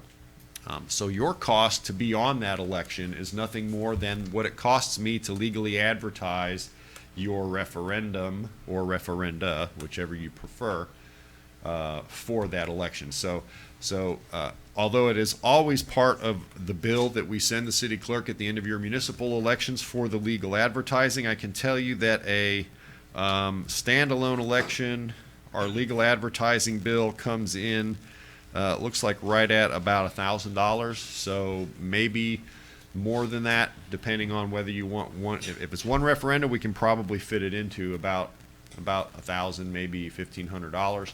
If we go multiple questions, that number may inflate a little bit based on how much space I have to buy to fit all the referenda in there. So that's why I can't really give you a hard, fast number, but I can tell you it's a number way, way lower than the 13,000 or 16,000 number that I mentioned earlier. Yes, Mr. Fairclough. Do you have any numbers as far as participation goes in each style of election? We have to date only conducted one mail ballot election, and that was for Baker Fire District, and I think that turnout was a little less than 10%. About the usual then. And it tracks right about average where we are with most municipal elections. Mr. Blocker. Mr. Lux, if choosing one of these three options to mail out, if you had that in hand, locked in, and looking at the August 2018, what's the feasibility? That could probably happen the best of your scheduling? Okay, so you mixed apples and oranges on me. A mail ballot election I will not do in conjunction with a countywide election because I will be busy enough running the countywide election. So adding any referenda you wish onto the August primary ballot is I would need your final ballot language by June at the latest. When I have candidate qualifying week, that's when I'm finalizing the ballot. That's when I would need to know what your final question or questions were going to be to go on that August ballot. You have to have 2 advertisements too. And right, exactly. And I mean, and all that's programmed in by me. So I mean, as long as I know, I mean, I have to advertise it twice within 30 days of the actual election. And that's programmed into both of those costs that I gave you for either a mail ballot or a standalone election. What's up in the air, of course, is the that cost of legal advertising if you go with more than one question. So really then what you're telling me, But August, absolutely, I could get you on the ballot in August without any problem. from that standpoint, I'm doing it for the, looking at it economically and whatsoever. What would you recommend of these options that we got? Now then, let me put you on the spot. Well, you can't put me on the spot because I'm here to offer you your I know options. that. I don't have a clicker to vote, see, so I don't actually have to put that out there. I can tell you that my staff is prepared to do whatever you would like us to do. But this could happen in 2018. Absolutely. There's absolutely no reason it shouldn't happen in 2018 if that's what you wish. Mr. Hayes and then Mr. Cox. Yes, thank you, Mr. President. Looking at our options, and this is just in my opinion, the August dates looks great for me, and there's several reasons. One of them being economical reasons, but the thing being to this educational process, which is not the council's responsibility, in my opinion. We provide the referendum for our citizens, and it's up to them to make the choice. We're not making the choice. I think that we are right by giving them a choice, and then they will have to do that. A lot of times when just me personally, I went to the polls and I didn't know the devil what some of those things were about. You know, either you take a choice or you look at it or you leave it blank like I would sometimes. If I don't understand them, I'll leave it blank. So for its educational time, I think that gives ample time. That's a 7-8 month time frame. Even if we start today, you only have 8 months to educate the public on that. I think that we need an educational time doing this. I like the idea what you said about the booklet and the cost. What seems reasonable to me for educating our public. So at this time, Mr. President, I'm leaning toward that August date. Mr. Cox, you're next. Yes, Paul, leaning towards August 2018. Question, the approximate lead time, where in that process, time-wise, would you need all information from the city to the Board of As Elections? I said, I would need it all by about the middle of June of 2018. So I mean, that would mean all of the legal wrangling, all of the information from Mr. Hawley, signing off on it, blessing it, doing whatever he has to do with it, for you guys to finalize the resolutions. I would need your finalized resolutions not later than mid-June. I'd like to wrap it up then, Mr. Lux, but I want a clarification if you don't mind. Sure. You say the title is 15 words and the body can be 75 words. That's correct. That's for each referendum, so if we had two different ballot referendums, that would, the 75 would be 150 for both of them.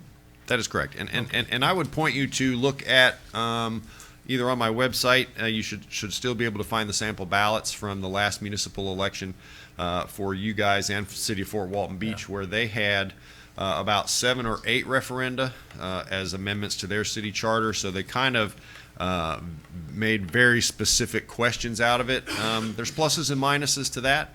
One of the plus side is, you might get some of the things you want and maybe not all of them. The downside to that is only getting, this piece of the pie might screw up, what's left in here when all the rest of it fails. So, I mean, it's kind of we all agree there are certain things in the city charter that are long since outdated. We do not have a city coroner last time I checked, but I believe the charter still says you guys are paying for one. I don't know who gets that check. I know it's not me, and that's fine.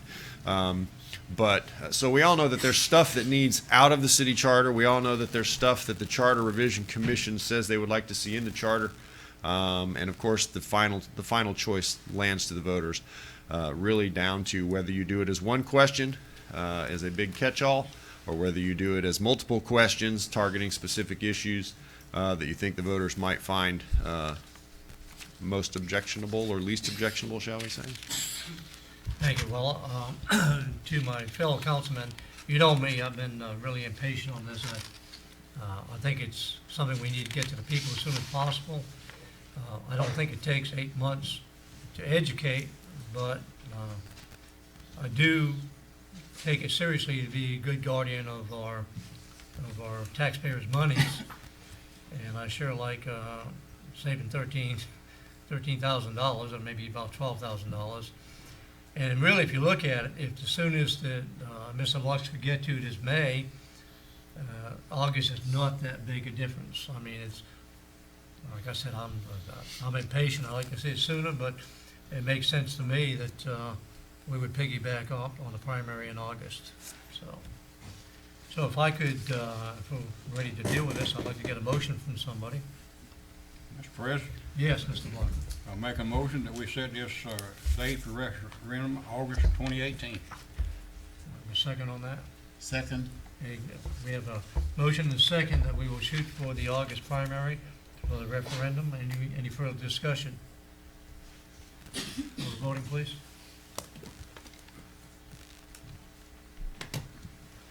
All right, thank you, Mr. Lux. We'll be back in touch with you. We're gonna need your help for trying to get this thing together. Oh, no, absolutely. You know where to find me, Ben. I don't know, as you get lighter and lighter, it'll be, Except for today, you didn't know where to find me because I was up sick for the first time in about 5 years. Paul, as you get lighter, we may not be able to find you. We're losing that weight. Okay, now. Sir. Yes. I'm gonna go, and I just have to leave y'all with this. Excuse me, Mr. Johnson, you don't have the floor. Excuse me, you don't have the floor. What? You don't have we have protocol in this meeting. Okay, I'm done. And other people schedule to come in and they have unlimited time. You came out of the audience, we gave you 3 minutes. Okay, appreciate it. Okay. God bless you. And we suspended the rules and I'll let you come in Okay. at that time. I appreciate that. Okay. Thank you.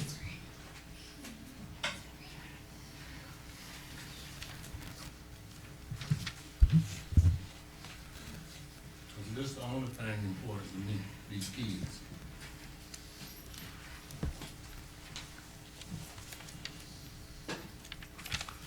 Teresa, we have ordinance 1630, which will be read by you, right?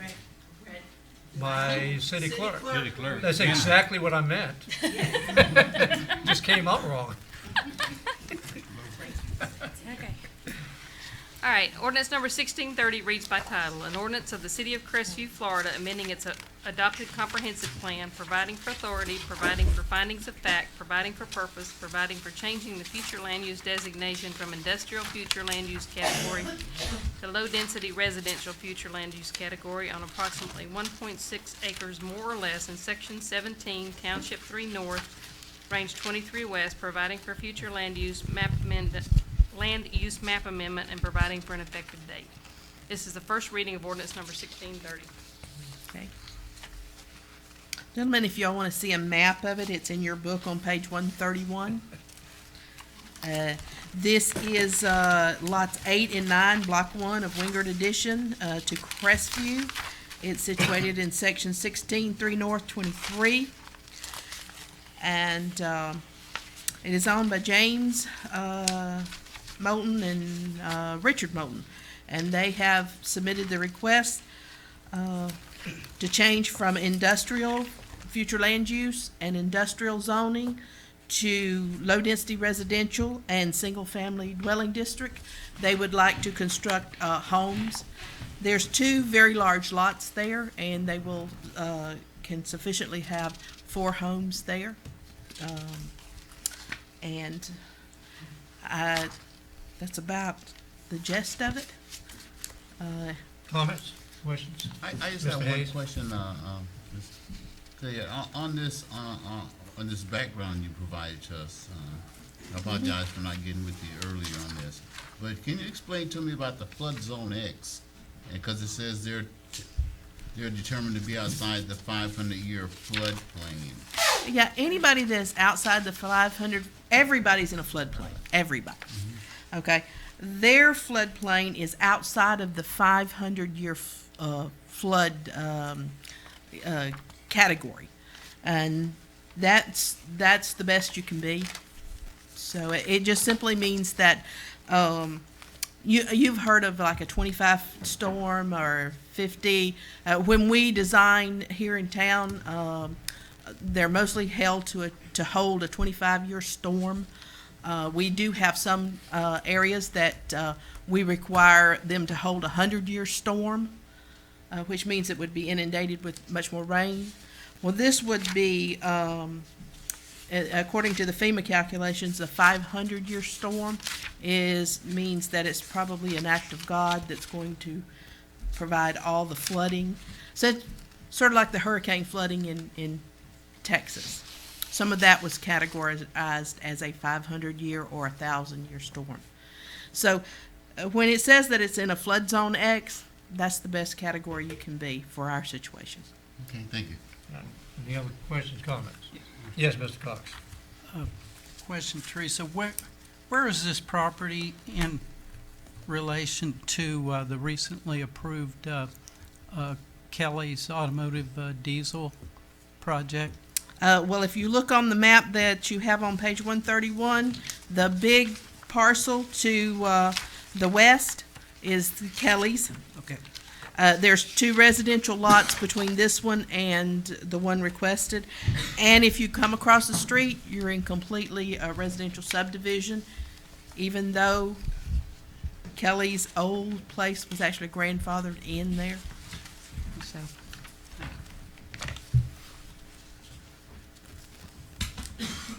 Could I have action by the council, please? Mr. President, Yes, go ahead, Mr. Clark. I looked at this property, I move to adopt ordinance 1630 on the first reading and move to the second reading. Second. Have motion second to accept ordinance 1630 in the first reading, move to second reading. Any further discussion? Please go to voting. Vote carries 5-0. Ordinance 1631, Madam Clerk. Thank you, Mr. President. Ordinance number 1631 reads by title. An ordinance of the City of Crestview, Florida, providing for the rezoning of 1.6 acres more or less of real property located in Section 17, Township 3 North, Range 23 West, from industrial district zoning to single-family dwelling district zoning, providing for authority, providing for the updating of the Crestview zoning map, providing for severability, and providing for an effective date. This is the first reading of ordinance number 1631. That pretty much ties in with 1630. Yes. Go ahead. This is simply rezoning. 1630 changed your future land use. 1631 will grant a change in the zoning from industrial to single-family residential. We wanted to team this up so that we could save a little money by casting one advertisement. Any comments, questions? Action, please. Mr. President, Yes, Mr. Blocker. I move to adopt ordinance 1631 on the first reading and move on to the second reading. Second? Motion second to accept ordinance 1631, first reading, move to second reading. Any further discussion? Please vote. Vote carries 5-0. Thank you. Thank you, Mr. Reese. This time I'll go around to the department heads. Mr. Steele, do you have anything for us? No, sir, Mr. President, just Merry Christmas, Happy Holidays to everyone. Thank you. Thank you. You won't get rid of us that early. You're going to see us before Christmas. Chief, you have anything else for I us? can only echo that sentiment. Merry Christmas, Happy New Year, even though I probably will see you. Ray, you have anything for us? No, sir, but thank you for everything. Chief Tony, too. No, sir, I don't think. Ms. Teresa, you have anything else for us? Happy holidays. Enjoy All right. Festivus. Thank you so much. Okay, this time we're going to have comments from the audience, and I have Ms. Terrence Freeman that would like to speak. And so if you come up and give us your name and address, and we'll give you the floor for 3 minutes. Thank you, Terrence Freeman, 800 West Monroe Street, Jacksonville, Florida. Council President, Mayor, thank you all for your time. My name is Terrence Freeman. I work with Y Green Energy Fund. We're one of the 4 PACE providers here in the state. We are the largest and the leading PACE provider. And so what is PACE? It's Property Assessed Clean Energy Financing. And it's a mechanism that allows owners of private property, commercial, residential, or not-for-profit or nonprofit, financing to energy efficiency or renewable or hurricane hardening of their homes. It's 100% financing with no out-of-pocket cost to the homeowner or to the property owner and no cost to local government. Some examples of eligible improvements would be roofs, storm shutters, doors, windows, HVAC systems, and many more. Here early for the CRA meeting, I heard the conversation, and it made me think about the public-private partnerships. And here recently, I just started 6 months ago, Holmes County recently adopted PACE, and there is a project that they're having there, which is it's about a $24 million project. When we looked at it, there were about $4 million worth of energy efficiency or improvements that could be used. And so we were one of their financing pieces to go with the matching grant money and the new tax credits. So when you think about CRAs as well, that is an option with the public-private partnerships when they're looking for matching funds for grants. But again, there's no cost to government. How does it work? Well, in 2010, the state legislature passed legislation that interlocal agreements can be adopted between the PACE providers and local governments. And so what makes this unique, that it's a low-cost, long-term financing, it is paid back through their property taxes. So again, thank each of you for your time. I'll be emailing you with individually with some more information.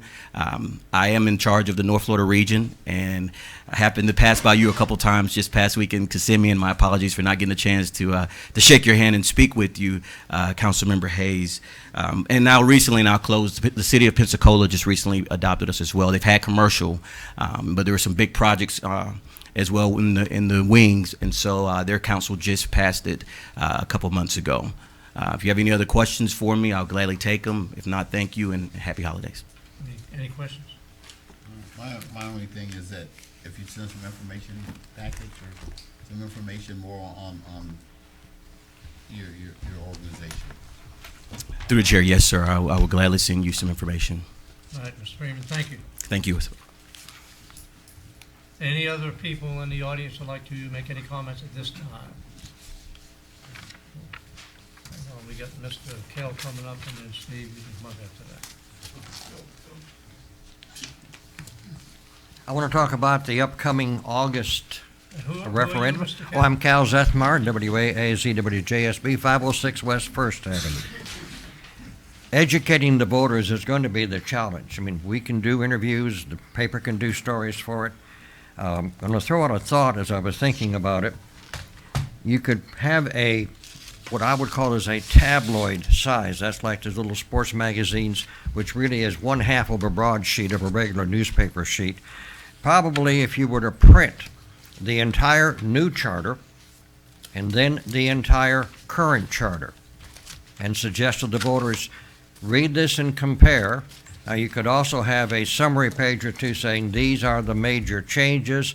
These are the question or questions which will be on the ballot that you will be voting on August, whatever that date is in August.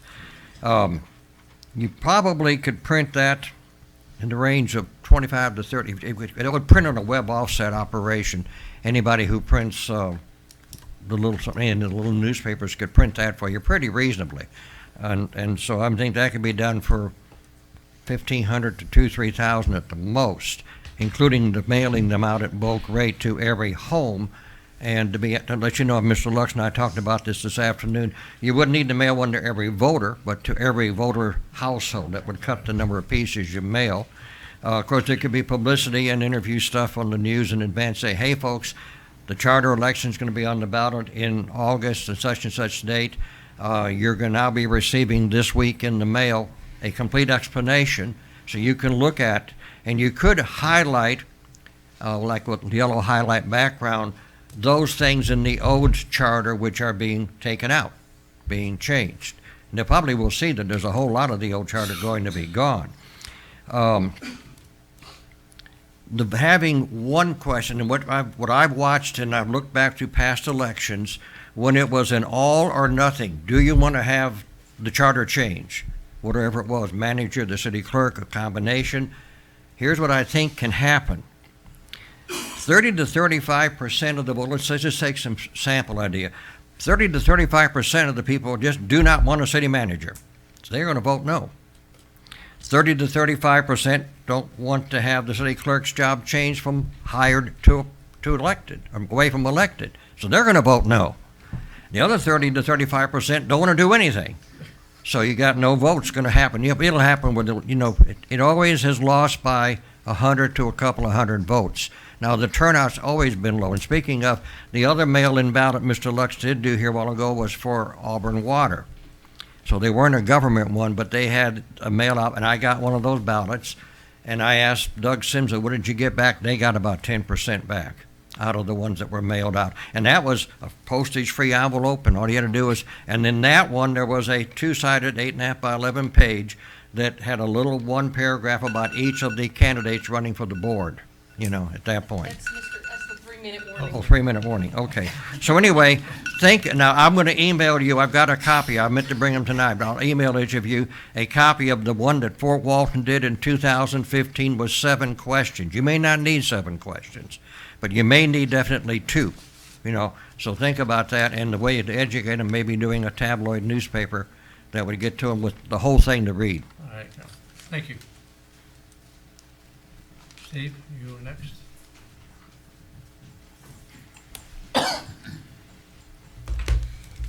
Thank you. Stephen Strom, 139 Villa Crest Drive down in South End. Move a little closer to the Oh, I'm sorry. How's this? Okay. Cal and I did not coordinate, but I agree with Cal. Well, one thing I would like to stress, please, if you have more than one question for the ballot, make them individual line items.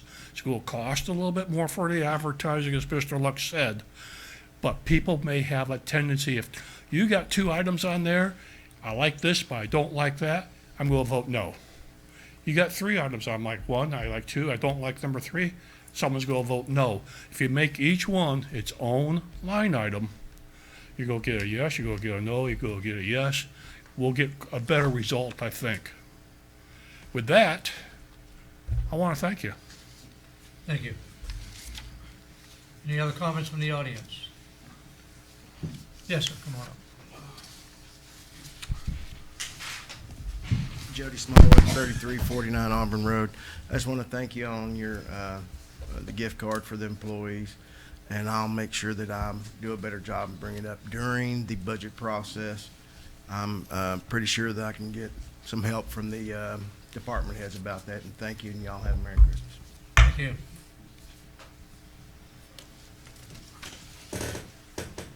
We have no other issues. This meeting is adjourned. Thank you all for coming. Mr. President. Good control.